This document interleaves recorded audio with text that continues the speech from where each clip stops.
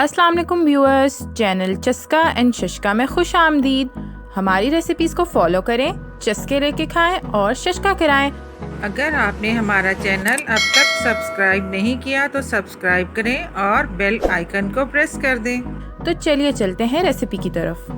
तो फ्रेंड्स, आज हम बना रहे हैं इंतहाई चटपटी, मज़ेदार और टोटली डिफरेंट हलीम, जो कि ना सिर्फ आपको उन तमाम रेस्टोरेंट्स, ढाबों और ठेलों का रास्ता भुला देगी जहां पे हलीम बिकती है, बल्कि आपको मजबूर करेगी कि आप इसे बार बार बनाएं और एंजॉय करें। सिर्फ करना ये है कि आपको एंड तक मेरे साथ रहना है और उन तमाम ट्रिक्स को फॉलो करना है जो मैं आपको बता रही हूँ। सबसे पहली ट्रिक तो ये है कि हलीम में ये तमाम चीज़ें नहीं डलती। दही, नींबू, चावल, टमाटर, इसी तरह से चाट मसाला, सिरका या टाटरी, ये वो तमाम चीज़ें हैं जो कि लोग डालते हैं। इसमें मत डालें आप। सिर्फ़ और सिर्फ इसमें नींबू और चाट मसाला उस वक्त डालें जबकि आप खा रहे हैं, सिर्फ अपनी प्लेट में डालें, टोटल में ना डालें। ये तमाम चीज़ें जो हैं हलीम को ख़राब करती हैं और ज़्यादा देर तक नहीं रहने देती। सिर्फ और सिर्फ नींबू और चाट मसाला इस्तेमाल करें। आज हलीम बनाने के लिए मैंने लिए हैं 3 कप गंदम के, जिसका छिलका उतरा हुआ है। ये बाज़ार से आसानी से मिल जाती है। 2 कप चने की दाल, ये आपकी आसानी के लिए कप्स के हिसाब से बता रही हूँ। 1 कप जौ, आधा कप मसूर की दाल, आधा कप मूंगी की दाल और आधा कप माश की दाल। ये तीनों आधा आधा कप हैं। गंदम, जौ और ये सारी दालें मिलके टोटल 1.5 किलो बना है। ठीक, मैंने लिया है यहाँ पे गोश्त 3 किलो। इसमें थोड़ी सी हड्डियाँ भी शामिल हैं, यानी कि गोश्त इन तमाम दालों की मिकदार से डबल है। वो 1.5 किलो है तो ये 3 किलो है। आप 4 किलो भी डाल सकते हैं, इससे कम भी कर सकते हैं, आपकी अपनी मर्ज़ी है, लेकिन हड्डियाँ ज़रूर डलवाएं। ये दूसरी टिप हो गई कि इससे बहुत मज़े का फ्लेवर आएगा। इसके अलावा मैंने आधा किलो प्याज ले लिए थे, उन्हें मैंने बिल्कुल बारीक बारीक काट लिया है। और मैंने ले लिया लहसुन का, अदरक का और हरी मिर्चों का पेस्ट। ये सारे 2-2 टेबलस्पून है, भरे हुए टेबलस्पून। ये आधे जाएंगे दाल में और आधे जाएंगे गोश्त में। इसके अलावा मैंने 4 टेबलस्पून ले लिए हैं नमक के, खूब भरे हुए हैं। 2 टेबलस्पून जाएंगे गोश्त में और 2 दाल में। इसके अलावा गरम मसाले में मैंने लिया है 2 टेबलस्पून सूखा धनिया साबुत, 1 टेबलस्पून काला ज़ीरा, 1 टेबलस्पून सफ़ेद ज़ीरा, 3 से 4 सिनेमन स्टिक्स, 2 इलायचियाँ हैं बड़ी, 15-20 काली मिर्चें हैं, 7-8 लौंगे हैं, 1 बादियान का फूल है, 3-4 तेज़पात हैं, जायफल है और जावित्री है, 15 के करीब गोल लाल मिर्चें हैं। इन सबको मैं ग्राइंडर में डालकर पीस लूँगी।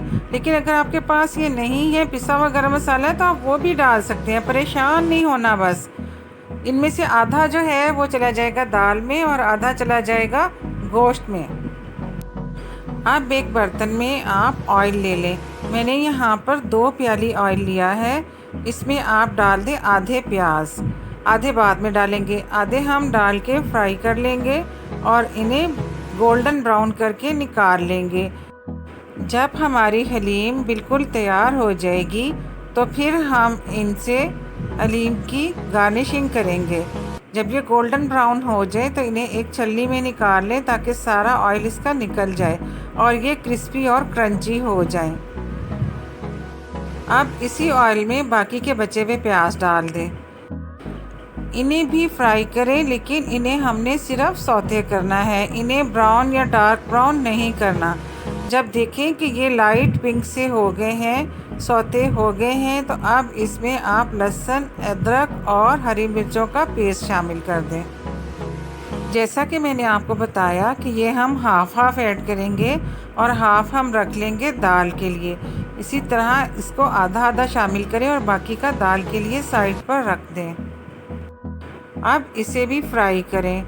इसको भूनते जाएं उस वक्त तक जब तक कि इनका पानी खुश्क ना हो जाए और ऑयल थोड़ा अलग ना हो जाए।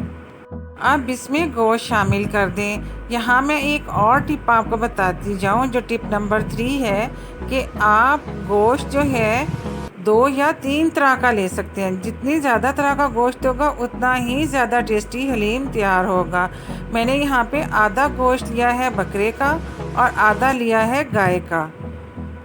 अब इसमें 2 टेबलस्पून नमक के शामिल कर दें और जो हमने गरम मसाला पीस के रखा था उसमें से आधा यहाँ शामिल कर दें और आधा दाल के लिए साइड पर रख दें। इसमें 1 टीस्पून हल्दी का डाल दें और 1 टेबलस्पून सुर्ख मिर्चों का भी शामिल कर दें। इसको अच्छी तरह से भूनते जाएं, क्योंकि जितना भी भूनना है हमने इसको यहीं भून लेना है, बाद में नहीं भूनना। लिहाजा इसको यहीं अच्छी तरह से भून लें। और इसमें मैंने 4 ग्लास पानी शामिल किया है। आपके इलाके में जितनी देर में गोश्त गलता है और जितने पानी में गलता है आप उतना ही इसे डालें। इसको खूब अच्छी तरह से गलाना है। मैं इसको कवर करके 3 घंटे के लिए मीडियम फ्लेम पे पकाऊंगी। दरमियान में चेक भी करती रहूँगी। अगर पानी कुछ कम हो जाएगा तो मज़ीद पानी भी ऐड कर दूँगी। दूसरी तरफ एक देगचे में सारी दालें और गंदम और जौ सब कुछ शामिल कर दें। लहसुन, अदरक और हरी मिर्चों का पेस्ट शामिल कर दें। जो गरम मसाला बच गया था वो ऐड कर दें। 2 टेबलस्पून नमक हमारा बच गया था वो ऐड कर दें। अभी बाद में चख लेंगे, अगर नमक ज़्यादा करना होगा तो हम बाद में भी डाल सकते हैं, अभी इतना ही काफ़ी है। इसके अलावा इसमें 1 टेबलस्पून हल्दी डाल दें और 1 ही टेबलस्पून मिर्चों का शामिल कर दें। अब इसमें तमाम दालों की मिकदार से 3 गुना ज़्यादा पानी डालें। ये 1.5 किलो दालें थी, मैं इसमें 4.5 लीटर पानी डालूँगी। इसको भी 3 घंटे के लिए पकने के लिए रख दें। दरमियान में चेक करते रहें। अगर आपको लगे कि पानी कम हो रहा है तो पानी मज़ीद ऐड कर दें। यानी कि दोनों चीज़ें 3-3 घंटे ज़रूर पकाएं। अगर आपके पास कुकर है तो कुकर में पका लें। मकसद इन्हें अच्छी तरह गलाना है। 3 घंटे के बाद ये बिल्कुल पक के रेडी है। मैंने इसमें से सारा गोश्त अलग कर लिया। इस पे जो ऑयल आ गया है इसको अलग कर लें, ये गार्निशिंग के काम आएगा। अगर इसी तरह से आपने इसको दाल में डाल दिया तो दाल सारा ऑयल चूस जाएगी और आपको दोबारा से तड़का रेडी करना पड़ेगा। अगर दोबारा से तड़का रेडी करना चाहते हैं तो दोबारा करें, लेकिन बहुत हैवी हो जाएगा। अब इस सारे गोश्त को आप मैश कर लें, बिल्कुल मैश करके इसकी एक एक रेशे को अलग अलग कर लें। यहीं जितना ज़्यादा आप इसको मैश कर लेंगे उतनी आसानी रहेगी आपको। ये देखिए हड्डियाँ मैंने सारी अलग कर दी। हड्डियों के बगैर मज़ा नहीं आने वाला। अगर आप बगैर हड्डी का गोश्त लेंगे तो बिल्कुल भी मज़ा नहीं आएगा। अब ये देखिए 2 तरह के गोश्त तो मैंने ये लिए थे। तीसरी तरह का गोश्त मैंने चिकन बॉईल कर लिया। अगर आपके पास चिकन नहीं है तो आप चिकन क्यूब्स यूज़ कर लें, आप चिकन का पाउडर यूज़ कर लें। बहरकैफ मैंने 1 किलो चिकन बॉईल कर लिया और उसको भी श्रेड करके इसमें मिक्स कर दिया। अगर आपके पास किसी एक तरह का गोश्त है तो एक तरह का भी यूज़ कर सकते हैं, ये कोई कंपल्शन नहीं है। ये सिर्फ मैं आपको एक टिप बता रही हूँ। अब जो कौरमे का शोरबा बचा हुआ है उसको छलनी से हल्का सा छान लें। इससे जो बारीक बारीक हड्डियाँ नीचे बैठी हुई हैं वो सारी अलग हो जाएंगी। हड्डी वाला गोश्त बहुत ही मज़े का हलीम तैयार करता है। अक्सर लोग बग़ैर हड्डी का लेते हैं, उसमें वो मज़ा नहीं आता। ठीक, अब इसमें ये सारा गोश्त शामिल कर दें जो आपने श्रेड करके रखा था। इसके अलावा इसमें चिकन की यखनी शामिल कर दें बड़ी एहतियात से, ताकि अगर कोई हड्डी नीचे बैठी हुई है तो वो वहीं रह जाए। एंड वाला थोड़ा सा शोरबा छोड़ दें। अब इस सारे को घोटने के साथ मैं मिक्सअप कर रही हूँ। आप किसी भी चीज़ के साथ मिक्सअप कर सकते हैं। मिक्सर ब्लेंडर में कर लें, आप जो है इसको चॉपर में कर लें या हैंड ब्लेंडर के साथ कर लें। दूसरी तरफ दाल भी देखें मेरी बिल्कुल रेडी है। इसमें अभी काफ़ी पानी नज़र आ रहा है आपको, लेकिन जब ये घुटेगी और जब ये थोड़ी ठंडी होगी तो इसने बहुत गाढ़े हो जाना है। इसको भी अच्छा सा घोट लें। मैंने तकरीबन आधा घंटा लगाया दोनों चीज़ों को घोटने में, लेकिन आपको जैसे आसानी महसूस हो आप उस तरह से घोट सकते हैं। ये देखें ये थोड़ी ठंडी होने से गाढ़ी भी हो गई है और अच्छे से घुट भी गई है। अब ये जो गोश्त मैंने घोट के रखा था वो थोड़ा थोड़ा दाल में मैं ऐड करती जाऊंगी और घोटती जाऊंगी। इससे ये बिल्कुल दाल और गोश्त यकजान हो जाएंगे। आपको जिस चीज़ से आसानी हो आप उसी से घोट लें। इस तरह घोटना है तो मुश्किल, लेकिन बहुत ही मज़े का घुटता है। इस तरह से थोड़ा थोड़ा ऐड करते जाएं और इसे मिक्सअप करते जाएं। फाइनली सारा डाल दें और अच्छी तरह से मिक्सअप करें जब तक कि सब चीज़ें यकजान ना हो जाएं। जब महसूस करें कि सब कुछ यकजान हो गया है तो इसको इस तरह से चेक करें, किसी चम्मच में या इसी घोटने के साथ उठाकर ऐसे गिराकर देखें, बिल्कुल ये अब रेडी है। लेकिन घोटने के दौरान ये काफ़ी ठंडा हो चुका है। ठंडा होने से ये गाढ़ा गाढ़ा भी लग रहा है आपको। इसको दोबारा चूल्हे पे रख दें। फाइनल होने से पहले इसको अच्छी तरह पकाना बहुत ज़रूरी है, ताकि अगर आप चाहें तो इसको कुछ दिन फ्रिज में रख के भी खा सकें।